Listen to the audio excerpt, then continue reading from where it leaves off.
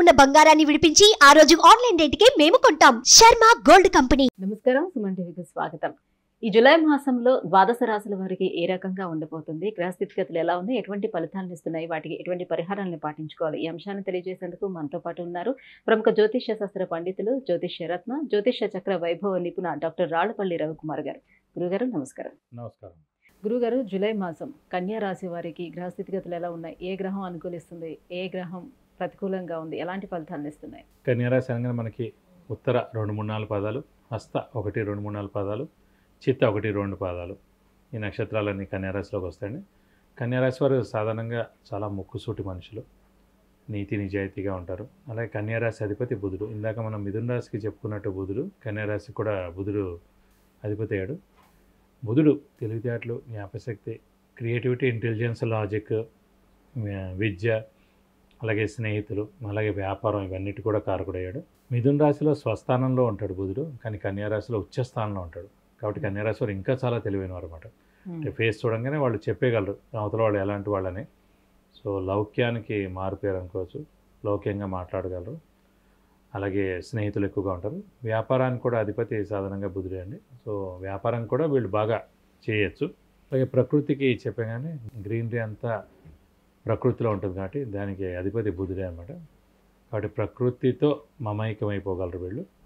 అలాగే ఇందాక చెప్పుకున్న కూడా గ్రీన్ మ్యాట్ వేశారు మీరు. మిథున రాశికి కన్యా రాశికి బుధుడు అధిపతి. పంచమ లాభాధిపతులు, పంచమాధిపతి అంటే శని అయ్యాడు, అలాగే లాభాధిపతి అయితే చంద్రుడు అయ్యాడు. కాబట్టి ఆంజనేయ స్వామి, అమ్మవారు అంటే ఎక్కువగా ఇష్టంగా ఉంటారు. అలాగే ఆ 2 దేవుళ్ళని పూజిస్తే వీళ్ళకి చాలా మంచి జరుగుతుంది.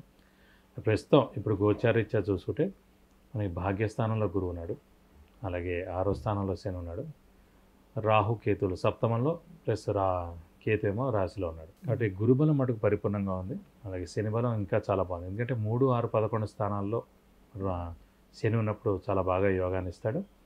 అలాగే 6వ స్థానంలో స్వస్థానంలో ఉండి శశయోగం కూడా ఏర్పడింది కాబట్టి ఇంకా యోగం ఇస్తాడు. అలాగే శనికి బుధుడు మిత్రుడు కాబట్టి కన్యా రాశి వారికి ఇంకా మంచి ఫలితాలు ఇస్తాడు.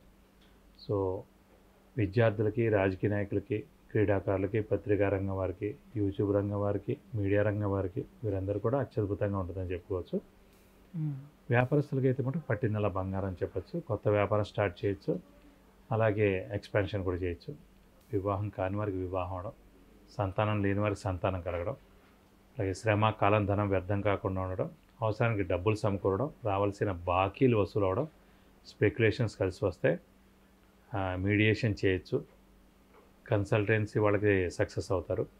కాబట్టి ఇలా అన్నీ కూడా చాలా బాగున్నాయండి. సో అలాగే 6వ స్థానంలో శని ఉండడం చేత 6th హౌస్ అంటే డెట్స్, మిజరీస్, ఎనిమీస్, శత్రువులు ఎవరు ఉండరు, అప్పులన్నీ తీరుతాయి. సో ఆరోగ్యం కూడా చాలా బాగుంటుంది. శని ఆరోగ్యకారకుడు, ఆయుష్కారకుడు కూడా కాబట్టి ఇంట్లో ఆరోగ్యం, ఆయుష్ కూడా చాలా బాగుంటుంది. పెద్దలు కానీ, చిన్నపిల్లలు కానీ, అలాగే ఈ రాశి వారికి కానీ ఇవన్నీ కూడా చాలా బాగుంటాయి. ఒక మిగతా 2 మెయిన్గా ఏంటంటే రాశిలోనే కేతు ఉండడం చేత విపరీతమైన స్ట్రెస్, స్ట్రెయిన్, మానసిక ఆందోళన ఉంటుంది. సప్తమంలో రాహు ఉండడం చేత కూడా పాముల కల్లో కనిపించడం, ఎక్కువగా స్ట్రెస్ ఉండడం అనమాట. ఇవన్నీ కూడా జరుగుతుంటాయి.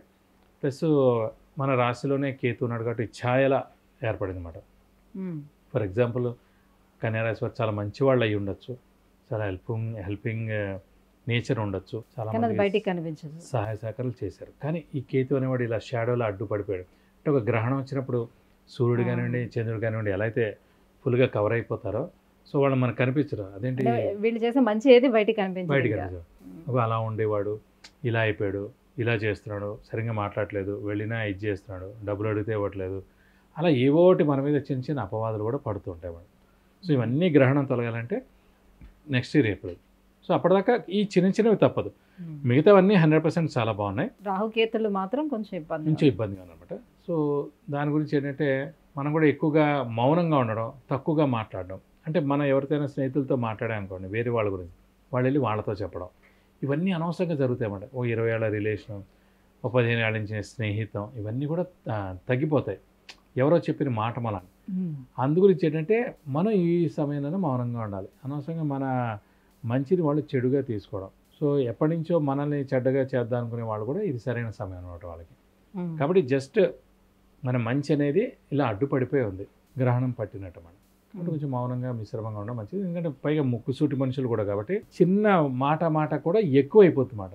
ఆ ప్రమాదం చేకూరేందుకు అవకాశం. మరి సంతానం కలిగేందుకు ఎంతవరకు అవకాశం ఉంటుంది? ఖచ్చితంగా అండి. ఎందుకంటే భాగ్యస్థానంలో గురువు ఉన్నాడు కాబట్టి మళ్ళీ పంచమ దృష్టితోటి రాశినే చూస్తాడు కాబట్టి ఖచ్చితంగా సంతానం లేని వారికి సంతానం కలుగుతుంది ఈ ఏడాది. సో తిరిగి చూడక్కలేదు.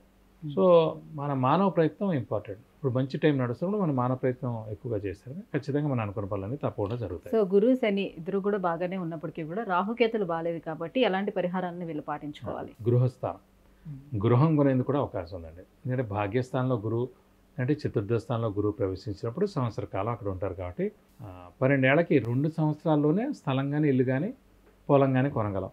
స్థలం లేని వాళ్ళు స్థలం కొంటారు, స్థలం ఉన్నవాళ్ళు ఇల్లు కడతారు, ఇల్లు ఉన్నవాళ్ళు ఇంకో స్థలం కానీ ఇల్లు కానీ కొనవచ్చు, ఇవన్నీ ఉన్నవాళ్ళు పొలం కొనవచ్చు అన్నమాట. సో ఇప్పుడు ప్రస్తుతం భాగ్యస్థానంలో గురువు ఉన్నాడు కాబట్టి ఇది సరైన సమయం అండి ఇల్లు కొనేవాళ్ళకి, అయితే స్థలం కొనేవాళ్ళకి. ఇప్పుడు గట్టిగా మీరు ప్రయత్నిస్తే లోను వస్తుంది, అలాగే మంచి మీరు అనుకున్న స్థలం వస్తుంది. సో మీరు ఇల్లు కూడా కట్టుకునేందుకు అవకాశాలు ఎక్కువగా ఉన్నాయి. మరి పరిహారాలు ఏం పాటించుకోవాలి? పరిహారాల విషయంలో వచ్చేసి మనకి రాశిలోనే కేతు ఉన్నాడు కాబట్టి వినాయకుడిని ఎక్కువగా పూజించడం, ప్రతిరోజు వినాయకుడు అష్టోత్తరం చదువుకోవడం, అలాగే వీలైతే కనుక బుధవారం రోజున వినాయకుడి టెంపుల్కి వెళ్ళి 41 ప్రదక్షిణాలు చేయడం, అలాగే సప్తమ స్థానంలో రాహు ఉన్నాడు మాట ఖచ్చితంగా అమ్మవారి అష్టోత్తరం కూడా రోజు చదువుకుంటే మంచిది. అలాగే ప్రతి శుక్రవారం అమ్మవారి టెంపుల్, ఏ అమ్మవారి టెంపుల్ అయినా పర్వాలేదు, 41 ప్రదక్షిణాలు చేస్తానికి మీకు అన్ని విధాలు మంచి చేకూరు. విద్య, ఉద్యోగం, వ్యాపారం, వివాహం, వాహనం, సంతానం, ఆరోగ్యం, ఐశ్వర్యం వీటన్నిటి గురించి తెలుసుకోవాలంటే కింద స్క్రోల్ అవుతున్నటువంటి నెంబర్లకి వాట్సాప్ మెసేజ్ చేసి గురుగారు అపాయింట్మెంట్ పొందవచ్చు. గురుగారు, కన్యా రాశి వారికి ఈ జూలై మాసంలోని ఎలా ఉండబోతుంది, ఏ గ్రహాలు అనుకూలిస్తున్నాయి, అదేవిధంగా ఎటువంటి పరిహారాలను పాటించుకోవాలి, ఈ విషయాన్ని తెలియజేసినందుకు ధన్యవాదాలు. నమస్కారం. సుమన్ టీవీలో మీ పర్సనల్ అండ్ బిజినెస్ ప్రమోషన్స్ కోసం కింది నెంబర్కి కాంటాక్ట్ చేయండి.